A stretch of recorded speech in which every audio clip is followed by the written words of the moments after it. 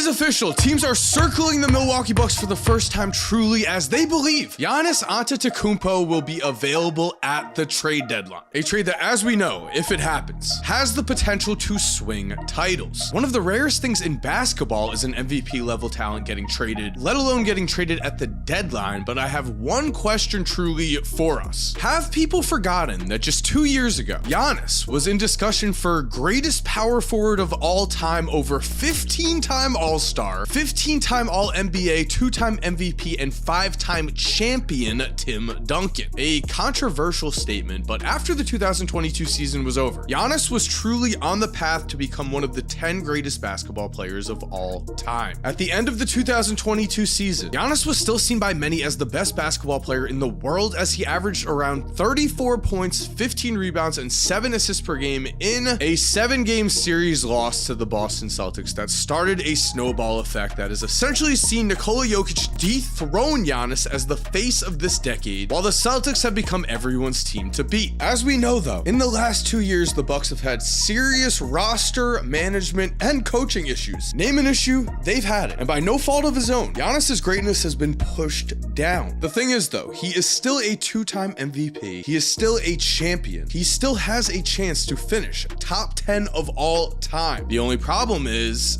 time is counting down. So what's up, Mike here, and in the second half of this video, we are going to go through together the 4 or 5 really trade destinations that currently make the most sense for Giannis when we account for the fact that he is sick of losing and wants to win a title. A small hint, one of these teams is absolutely overpowered. I think you're going to agree, but first, we need to talk about how insanely dominant Giannis has been, not only recently, but also we need to bring up Giannis's legacy here. While players pretend like legacies don't matter, they of course do. Winning more titles and MVPs not only brings your name up on lists, it makes your impact on the game much more meaningful and known. You are basketball's history, and because of that, you reap the rewards. No hate on Russell Westbrook. I'm not hating on Russell Westbrook, but at one point in time, he had a strong fan base that was saying he was better than Steph Curry. Because of Steph Curry's success, because of not only the MVPs, because of the championships, Steph is going to leave the game as a top 10 player of all time, while Russ is probably getting tweeted at this very second. Currently, Giannis's resume is elite. 2-time MVP, Defensive Player of the Year, 1-time champion, 1-time Finals MVP, 8-time All-NBA member, and 6 first-team All-NBA selection. These numbers are very important because they are actually on the brink of top 10 status of all time. If Giannis wins a title or 2, if Giannis continues to be a first-team All-NBA performer, he is right there. Already throughout all of NBA history, there have been just 20 players to get 6 first-team All-NBA selections. For comparison, Steph Curry has 4 first-team selections, Kevin Garnett has 4 first-team selections, Moses Malone has 4 team first selections and 2 MVPs. In the awards cabinet, Giannis has already outperformed many NBA legends, and if he were to finish with just 2 more first-team All-NBA selections, he would join a list of 15 players that is absolutely historic. LeBron, Kobe, Karl Malone, Tim Duncan, Michael Jordan, Kareem, Jerry West, Elgin Baylor, Bob Pettit, Bob Cousy, Magic Johnson, Larry Bird, Oscar Robertson, and Shaq. The best of the absolute best. But before we continue, guys, I am very excited to thank Factor for sponsoring today's video, because if you did not know, Factor makes meeting your nutritional goals easier than ever by delivering fresh, never frozen, dietitian approved meals right to your doorstep. With Factor, you're able to skip the stress of meal prepping over the holidays, as you're able to choose from over 35 plus weekly flavor packed, fresh, never frozen meals that support a healthy lifestyle. They also meet your meal preference and are delivered right to your door and ready to eat in 2 minutes. Now, personally, my favorite are the Protein Plus meals. If you need an extra boost, they have 30 grams of protein or more per serving. And as you can see, personally, I've been on that chicken grind. I've been on that fitness grind. This chicken was delicious and it only took 2 minutes to make, which to me with my busy schedule is absolutely key. So with all of that said, head to factor75.com or click the link below and use code 50CORZEMBA to get 50% off plus free shipping on your first Factor box. That's code 50CORZEMBA at Factor TwoFactor75.com to get 50% off plus free shipping on your first box. Thank you again, 2Factor, for sponsoring today's video. And for now, let's get back into the video. And with this said, I truly believe we have every reason to think that Giannis still not only has something left in the tank, that he actually still has the potential to be the best two-way player in the NBA right now. Currently, we know Giannis passes the eye test with his extreme explosiveness and defense. He also, on the stat sheet, has arguably performed better than any hybrid small forward / power forward we have ever seen. Between 2019 and 2024, which is between the ages of 24 and 29 for Giannis averaged a combined 29.5 points, 12 rebounds, and 5.9 assists per game. In this same 6-year period of age, 24 to 29, the NBA has only seen 7 players average at least 25 points and 12 rebounds per game. That is it. And those names are Wilt Chamberlain, Kareem Abdul-Jabbar, Moses Malone, Bob Pettit, Shaq, and Elgin Baylor, which shows us Giannis's prime years were just statistically among the best of the best, but it gets even better because if we include assists, Giannis becomes the only player to average at least 25 points, 12 rebounds, and 5 assists per game during that period. And as we know, Giannis's scoring far surpassed that benchmark. If the right team trades for Giannis, the potential to swing a championship this season is there. Now, an MVP level talent like Giannis has never been traded in the middle of the season and then led or helped lead his team to an NBA championship. However, Pau Gasol was traded in the middle of the season and he helped the Lakers reach the finals. And Rasheed Wallace for the 2004 Detroit Pistons was an all-star level talent who was traded and brought Detroit a championship. The only thing Rasheed clears Giannis in is technical fouls, if we're being honest. So at this point, let's switch things up and look at the biggest possibilities for a Giannis trade. I'm rooting for this man to end up top 10 of all time. And so we are going to start with the Golden State Warriors, where a Steph and Giannis guard forward duo is something that, if they were both in their primes, would have been legendary. Imagine Giannis in transition running to the rim and finding Steph for countless fast break threes. Imagine Steph using his gravity from deep to give Giannis the open space in the half court that Draymond Green uses now. Draymond averaged 5.6 assists per game for his career with Steph. Giannis, with the amount of space that Steph would create, is just an insanely scary thought. The problem for the Warriors, though, is that if they are going to make a swing for Giannis, their young players need to be showing more. To begin the year, Jonathan Kuminga is averaging just 11.4 points per game. Moses Moody is averaging 11, and Pods is averaging 10.2 points, 5.6 rebounds, and 4.2 assists. Promising for Pods, but the point is that this roster does not real all-star level talent, or at least guaranteed all-star level talent, that a player like Giannis would need to be traded for, especially in the open market, especially when teams start making offers. If Giannis forces a trade to the Warriors, Steph and Giannis would be very fun to watch, but I don't think it's likely. I also do not think that the Brooklyn Nets are likely, even though that Giannis is saying that he wants to go there. This just does not add up